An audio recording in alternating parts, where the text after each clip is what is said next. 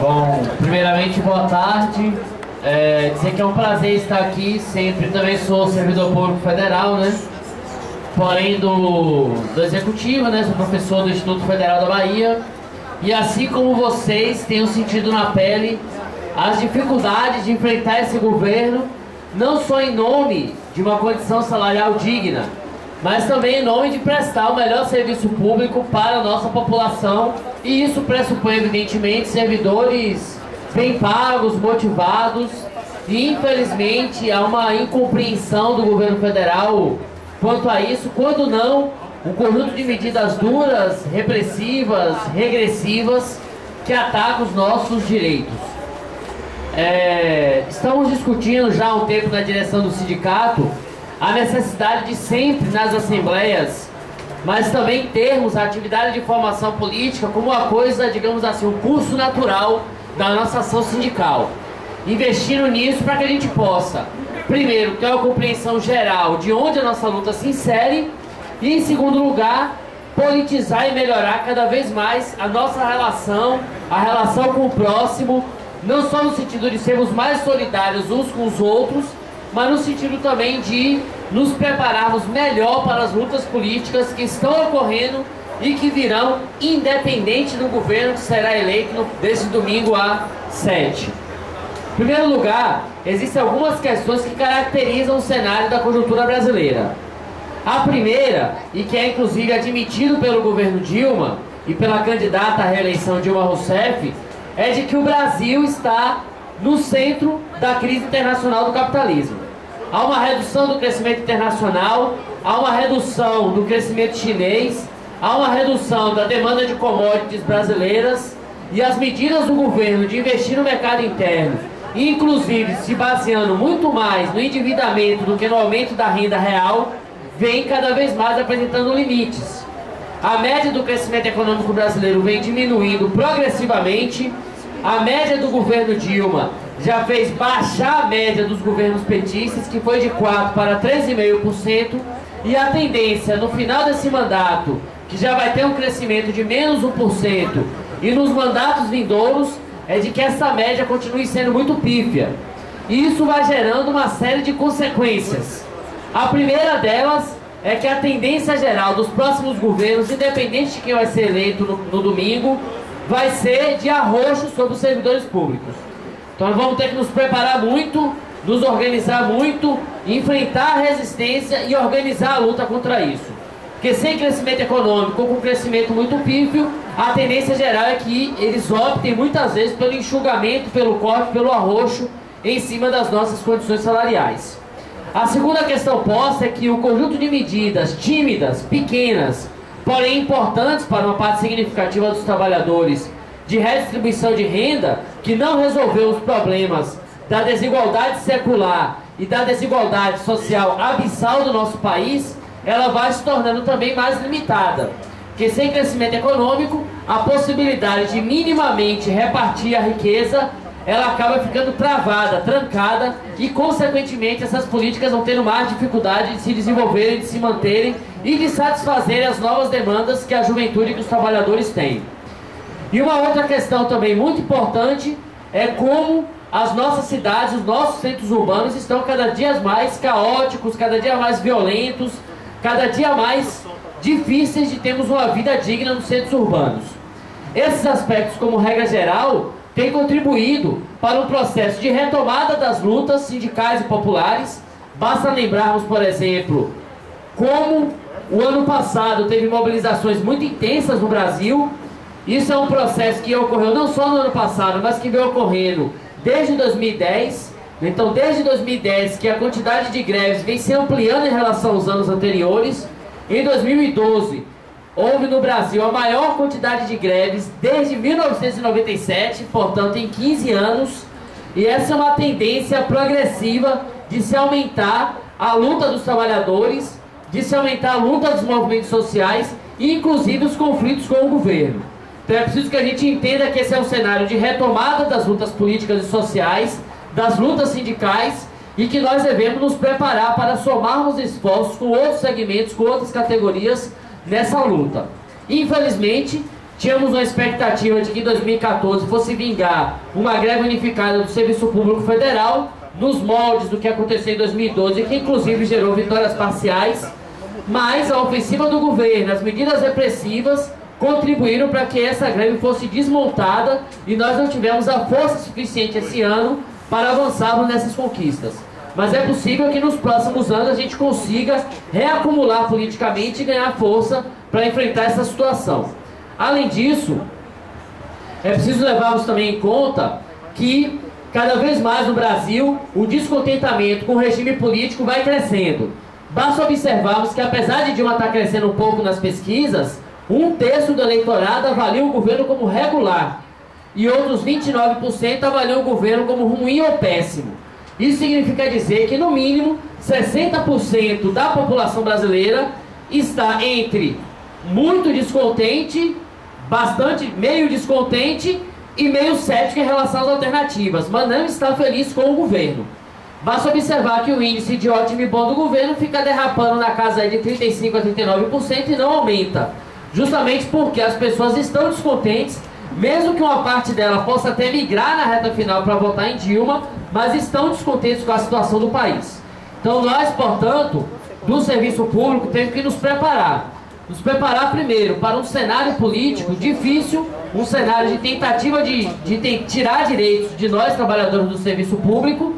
Nós vamos ter que nos organizar muito, resistir muito, enfrentar muito isso, buscar unificar não só a categoria de vocês internamente, mas buscar também maior unidade com outras categorias do Serviço Público Federal e ao mesmo tempo vamos ter que fazer muito trabalho de base, muita assembleia, muito debate, e em sala, e em cada tribunal, em cada vara, estar presente também nas escolas onde eu trabalho, por exemplo, justamente para discutir esse cenário.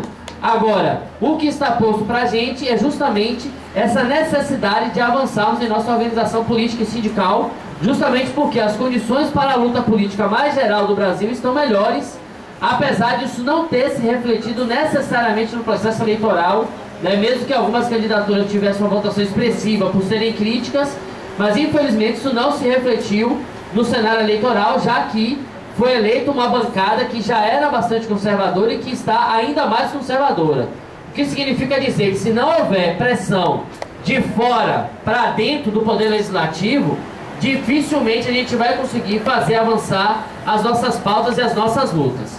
Então essa é a grande necessidade da conjuntura, esse é um cenário político de esgotamento lento e progressivo desse modelo gestado pelo PT, mesmo que Dilma possa conseguir sua reeleição, que está bastante difícil, mas que é possível, né? Não necessariamente para a nossa alegria, né? Já que o governo tem nos atacado sucessivas vezes, mas nesse cenário que está colocado é um cenário de esgotamento de um modelo e evidentemente de busca de alternativas por todos os movimentos sociais que cada vez mais se mostram descontentes com este governo, com essas medidas que vêm sendo tomadas. Então é preciso nos prepararmos, é preciso que a gente avance nessa perspectiva, que a gente estude bastante todas as medidas que estão sendo tomadas e que a gente se prepare justamente para enfrentar essa situação que nós vamos encarar nos próximos anos. Portanto, e a gente que está, eu e Nise, né, que estamos fazendo assessoria ao sindicato para atividades de formação política, estamos marcando uma série de atividades, né, que vai desde discussão sobre Estado, cidadania e classes sociais, passando por discussão sobre a organização dos trabalhadores, cujo objetivo principal é justamente contribuir, né, para que todos nós estejamos melhor preparados para a luta que está por vir, né. Por fim, essa conjuntura que a gente tem para enfrentar, vamos ter que nos preparar muito e a gente evidentemente espera estarmos juntos nessa luta, né, ampliando e amplificando as nossas pautas e o nosso combate, seja qual for o governo eleito, no domingo, dia 26. Ok? Pronto. Fechei certo? Bom, pessoal, vamos dar início à nossa Assembleia. Vamos começar pelo primeiro ponto. Primeiro ponto não, primeira parte. Então, quem tem informes, que venham até aqui trazer seus informes. Informes? Primeiro nacional. Alguém tem informes? Faz. Tem informes? Quintanilha, informes. Não marca tempo não, é rápido. Boa tarde, colegas. eu ia falar na parte posterior, mas como a gente está nos informes, nós tivemos uma atitude por parte da FENAJUF de encaminhar um ofício para todos os gabinetes de deputados que integram a CETASP. A CETASP é a Comissão de Trabalho e Aperfeiçoamento do Serviço Público da Câmara dos Deputados, que é a primeira instância que aprova ou não o nosso projeto de lei 7920. Depois dela passam mais duas comissões. A de Finanças e Tributação, a qual se encontrava o nosso projeto 663 no passado, que foi agora reproposto, e depois a de Constituição e Justiça, para ser aprovado. Então está na primeira comissão um mês parado. O FENAJUF, vendo essa mobilização que a gente teve aqui na Bahia e em outros estados em relação à previsibilidade de nível superior para técnico, escolaridade de nível superior para técnico, mandou um ofício dizendo categoricamente que a FENAJUF, ou seja, a federação inteira, falando com todos nós, inclusive, era terminantemente contra as emendas apresentadas, incluindo a do deputado baiano Amaury Teixeira, que não foi reeleito, e a outra do deputado paraibano, que também fala no mesmo sentido. Publicaram no site, não sei se os colegas têm conhecimento, por isso classifiquei como informe, tá? A partir disso, quando eu soube que foi essa semana, eu procurei a FENAJUF. E procurando a FENAJUF, como de costume, é difícil encontrar um coordenador lá ou haver algum tipo de retorno. Eles não dão sequer o e-mail, você tem que mandar um e-mail para a secretária para ela passar para eles. Pois bem, então eu procurei diretamente o advogado da FENAJUF em Brasília, né, que é o Rodrigo Mesquita, do escritório César Brito, Advogados Associados. Falei diretamente com o Rodrigo. Ele não estava sabendo nem do que se tratava, me atendeu muito bem. Disse que o contrato de advocacia deles com a FENAJUF também é de advocacia preventiva. Então, portanto, conversei com ele bastante tempo. Era o caso disso, disse a ele que ações judiciais poderiam ser propostas, porque o sindicato, nem o estadual, muito menos o federal, que responde por nós todos, pode defender, ainda que no ambiente político, interesses que possam repercutir em negativa de direito entre os integrantes da categoria. Então, se ele não vai lá dizer aprove a emenda para aumentar a escolaridade, ele também não pode dizer que não aprove. Ele tem que pelo menos ficar neutro. Porque se ele assim o faz, e esse é o meu entendimento desde o início, ele está violando direito sim. Então ele concordou comigo, falou que não sabia do que se tratava, etc. Se comprometeu até em dar um retorno. Até então não deu, isso foi bem recente, mas eu já vi no site hoje da FENAJUF que eles já mudaram o discurso, apesar de já terem enviado o ofício, e acredito que eles não vão se retratar, que isso é comum não querer se retratar. O próprio juiz não quer reconsiderar a decisão e por aí vai, quanto mais se retratar. Então, eles já publicaram dizendo assim, não sei se vocês viram no site, a diretoria da FENAJUF prefere se abster sobre as emendas. Então agora o discurso é esse, melhorou, eles estão se abstendo, eu estou falando informe. Não, eu estou falando informe. As pessoas não estão sabendo disso. Né? Tá. Então isso é um ponto que eu queria passar para os colegas, certo? Em relação especificamente a essa atitude do FENAJUF e em relação especificamente à questão do nosso projeto de lei e a situação que ele está lá. Então nós temos última informação a respeito disso, nós temos 3 deputados, no momento baianos, que integram a CETASP.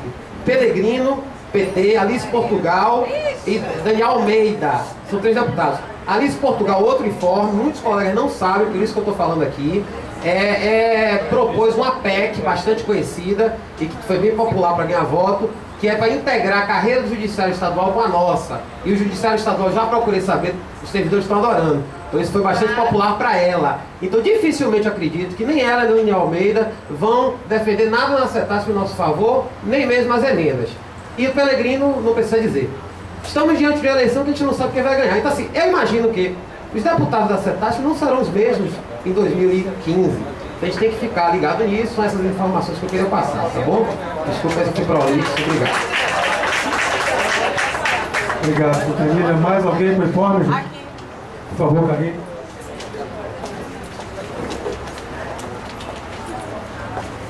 Gente, boa tarde. Só complementando o que Henrique falou, na verdade tem uma notícia no site da FENAJUF, da data de ontem, às 17h22, que fala o seguinte, que a FENAJUF, sim, ela apoia as emendas 1 e 4, mas não apoia as emendas para o nível superior de técnico. Então é incrível isso, não é? Uma hora a FENAJUF diz que Emendas prejudicam a negociação do PL 7920. E agora a FENAJUF diz que ela apoia a emenda 1 e a emenda 4. Então, assim, é preciso que haja alguma coerência no discurso da FENAJUF e dos sindicatos afiliados.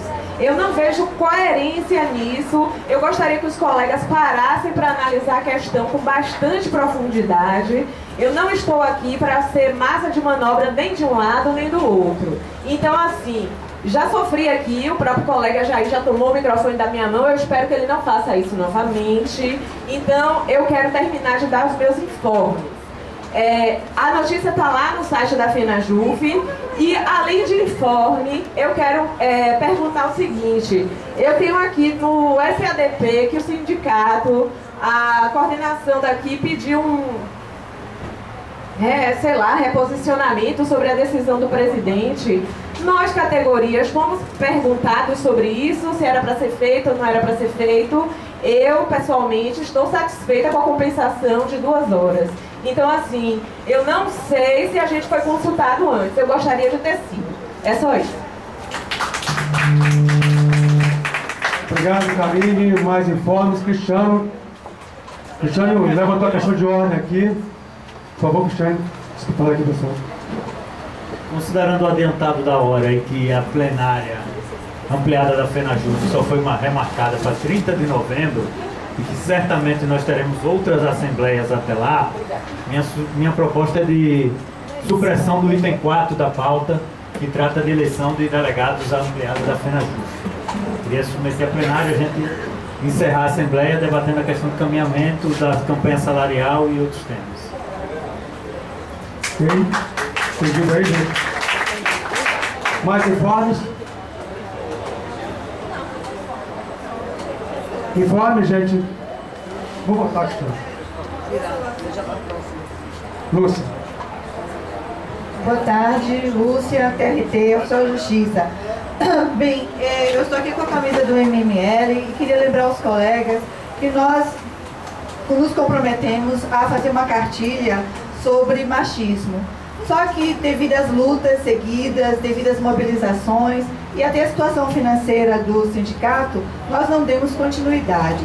Nós estamos apenas no arcabouço. Então, eu gostaria de deixar o meu e-mail aqui e pedir às colegas que colaborassem com textos sobre machismo e até sobre ideias quanto à elaboração da cartilha, que ainda que tenha um arcabouço, logicamente, até a publicação pode ser modificada. Meu e-mail, se querem anotar, é lucialimamartins@yahoo.com.br. Mas também tem o site do sindicato e vocês podem colaborar por lá, contanto que encaminhem a comissão que está fazendo a cartilha. Outra história é o seguinte, em relação à valorização do servidor, nós tivemos o Congresso de Oficiais de Justiça em Mato Grosso. E uma das questões também debatidas é a valorização do servidor, valorização do técnico, do analista, mas sem esquecer que somos todos uma só categoria, que nossas lutas são todas contra o arroxo salarial e as péssimas condições de trabalho. Vamos nos manter unidos, que a unidade é que faz a força. Obrigada. Obrigado, Lúcia. Informe, Conceição.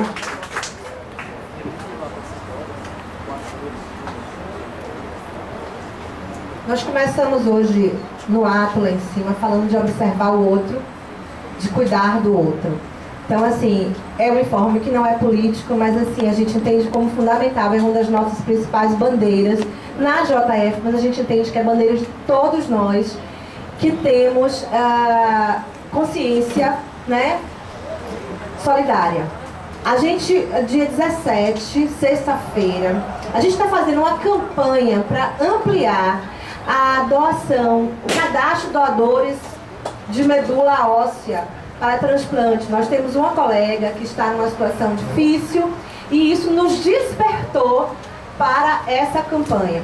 Então, no dia 17, eu queria convidar todos, gente, eu já fiz o cadastro em outro momento, mas assim, é uma coisa extremamente simples, tirar um pouco de sangue, é como se fosse, não é nem doação de sangue, porque a quantidade é muito pequena, para que as pessoas se cadastrem. Quanto maior for o cadastro de doadores de medula, maiores chances as pessoas têm de encontrar a possibilidade de transplante. Então é salvar uma vida. É muito pouco que a gente pode fazer em relação ao ganho que a gente pode trazer para a nossa alma, óbvio, e para a pessoa que está em risco de vida. Nós temos um colega assim, estamos acompanhando, estamos todos mobilizados, mas esse cadastro de doadores não vai atender só ela.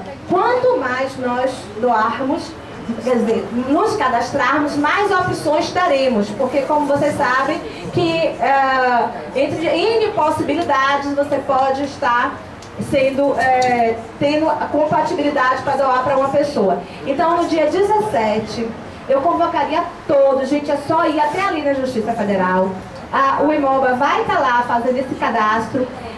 Convoquem mais pessoas, familiares. Realmente é muito simples o processo. E o processo também da própria doação, caso necessário, é um processo simples. Eles explicam lá, na verdade já houve a palestra ontem. Mas assim, na hora eles explicam como é. Então assim, o ganho que você tem por salvar uma vida, sem dúvida nenhuma, é muito maior do que qualquer transtorno que você venha ter. E não é transtorno, que a gente está trazendo o Imoba para a Justiça Federal para ampliar esse cadastro de doadores. A gente queria contar com todos vocês. Eu acredito que vai ser o dia todo. É porque, inclusive, eu estou de licença de 8 às 17, que era a forma que estava prevista antes. Ontem teve uma palestra para tirar dúvidas, mas no dia também eles esclarecem com a maior tranquilidade. Eu, quando fiz o meu cadastro, eu fiz aqui no centro administrativo, numa outra campanha que teve, e eles foram muito tranquilos, eles explicam tudo, tiram todas as dúvidas. E nesse momento você vai estar se cadastrando. Vocês podem não ajudar a salvar a vida da nossa colega, porém, pode ajudar a salvar diversas outras vidas. Então, a gente realmente gostaria de contar com vocês. Obrigado, Conceição. Eu fui informado aqui por ele que já tem um link na página do sindicato que conduz a essa campanha, né? Como é o nome mesmo? Diz aí. É Doe Transplante Vida. Doe Transplante Vida. Ok, gente? Mais informes, quem tem informes?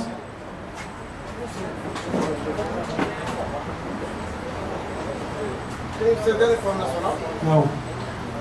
Eu fui para a reunião, eles têm informe nacional.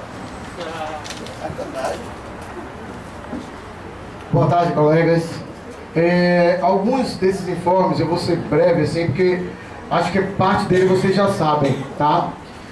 Na semana passada, no dia 8, aconteceu a reunião do... Deixa eu voltar aqui para pegar a informação. Tá. Da reunião do Lewandowski com a federação, certo? Segundo o Lewandowski, a Miriam Belchior havia recebido, né, Miriam Belchior e o Adams, né, o advogado-chefe da União, haviam recebido já uma primeira reunião representantes do Judiciário, tá? Depois houve uma reunião do DG do STF, o juiz auxiliar da presidência e Sérgio Mendonça. Segundo o DG do STF, o teor dessa conversa foi bem diferente da primeira, porque, segundo ele, existia um aval dos superiores para que a reunião acontecesse. Foi reportado que eles levaram toda a pauta com os PLs dos servidores, o 7920, 319, a questão do aumento das CJs, a PEC 63 da ATS dos juízes, reposição de inflação dos juízes, etc. Toda a pauta com os respectivos impactos, tá? Sérgio Mendonça ficou de analisar as propostas e apresentar uma eventual contraproposta, tá? Lewandowski, durante a reunião, reafirmou várias vezes que a prioridade seria dos servidores. No dia anterior, ele recebeu também representantes da Astrif, que é uma associação de servidores do STF, para tratar mais uma vez de carreira exclusiva, tá? Então essa reunião também aconteceu e ele, segundo ele falou para os colegas, ele disse que nesse momento o esforço dele era de garantir o aumento para todos através de 79,20. Lewandowski defendeu unidade entre todos os servidores, né? Pediu que dessemos espaço de participação, principalmente aos servidores dos tribunais superiores, que se sentiam excluídos. Se tocou na questão da database, mas ele disse que a questão da database é uma questão de julgamento, não é uma questão administrativa, portanto ele não poderia se posicionar, orientou que se procurasse o Toffoli, né, para que ele devolvesse o processo. Que foi mais? Foi questionado sobre a questão do auxílio moradia dos juízes, e segundo ele fez uma defesa, segundo o recorte que nos foi passado, ele fez uma defesa enfática desse auxílio, dizendo que estaria previsto na Loman desde 79, sendo que só agora teria regulamentado, né? Nessa hora, o Adilson, ele disse para o Adilson que se tivesse alguma demanda dos servidores que fosse garantida e que não tivesse ainda sendo implementada, que era só levar para ele, que aí ele ia avaliar e tal, e aí o pessoal na bucha, database, que é uma previsão constitucional, né? Se colocou à disposição para novas reuniões, mas disse que essas questões de encaminhamento, etc., não seriam tratadas diretamente com ele, mas sim com o Amarildo, DG do STF. Hoje, já procuramos saber se teria reunião com a federação. Não vai ter reunião com a federação, porque segundo o Amarildo, não aconteceu a reunião com o Sérgio Mendonça, logo não tendo fato novo, não teria nada a relatar. Além disso, o que a gente tem mais de novidade, foi mais uma decisão, vocês acompanharam a de São Paulo, né? Provavelmente acompanharam de São Paulo. Hoje aconteceu mais uma decisão do TRF1 em relação à greve do TSE e do TREDF, tá? Também impedindo a greve, não é estabelecendo um percentual mínimo não, impedindo a greve e estabelecendo dessa vez multa de R$500 mil, tá? Para o sindicato. Não, não é solidário, o pedido foi solidário, mas dessa vez não, dessa vez pelo menos, porque o absurdo lá da de São Paulo é que ele estabelecia a multa para o sindicato, 300 mil, dessa vez eles pegaram mais pesado, foi 500. 300 com responsabilidade solidária, ou seja, se o sindicato não paga, o servidor paga, tá? Então foi nesse nível que foi colocado. Então são essas as informações que a gente tem nacionalmente. Mais informes, gente? Informes? Ok? Foi proposta a questão de ordem para o Cristiano, né? Vi que se a gente suprimir o item 4 da pauta, foi proposta para o Cristiano suprimir em virtude da ampliada FENAJUF ter sido adiada para dia 30 de novembro. Aí vai haver divergência, por mim há divergência, vai ter que levantar divergência e vamos ter que abrir para as defesas, ok? Ok? Para defesa, explicar os porquês, né, Cristiano? Tem que ter defesa, pode ser? E aí, pode ser 2 defesas, tem de 2 minutos. Uma defesa só? Ok? Cristiano vai defender a favor? Pronto, Cristiano já falou.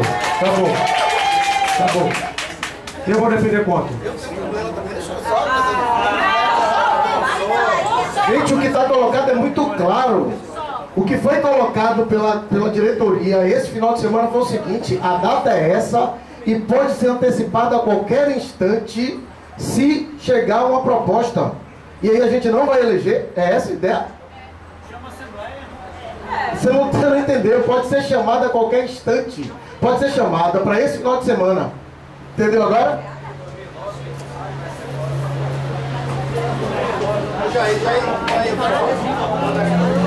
Peraí, Cristiano. Ele quer defender,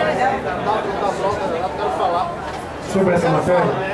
Você vai defender um lado, ele vai defender o outro. É porque o Cristiano já defendeu. Ele já defendeu, eu quero defender também, não demorou os 3 minutos. Sim, mas você não concedeu para aí, gente. Calma, deixa eu arrumar. Ok? Não foi defesa, não. Não foi defesa, foi fogo. Não foi defesa, ele não gastou tempo. Foi tirar o direito, não deu, mas não. Gente, pelo amor de Deus, peraí. Ficou definido que ia ser uma pessoa de cada lado. Ponto. O Fred foi esclarecimento sobre a matéria da reunião DG. Ponto, somente isso. E o Cristiano fez defesa. Pronto, o Cristiano disse que está satisfeito. Porque ele declarou a defesa dele foi aquela. Pergunta se ele vai defender. Mas ninguém se apresentou. Eu tô me apresentando. Dá licença. Mas eu sou, rapaz. Peraí. Dá licença. Eu sou. Dá licença. De cada. Gente, Na regra, eu vou fazer a parte. Vou defender contra. Quem é que vai defender a favor? Passa a régua aí. Quem é que vai defender a favor? Já que não é Cristiano. Quem vai defender a favor?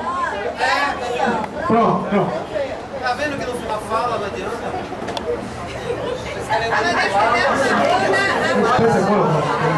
Não, pera, primeiro defesa contra.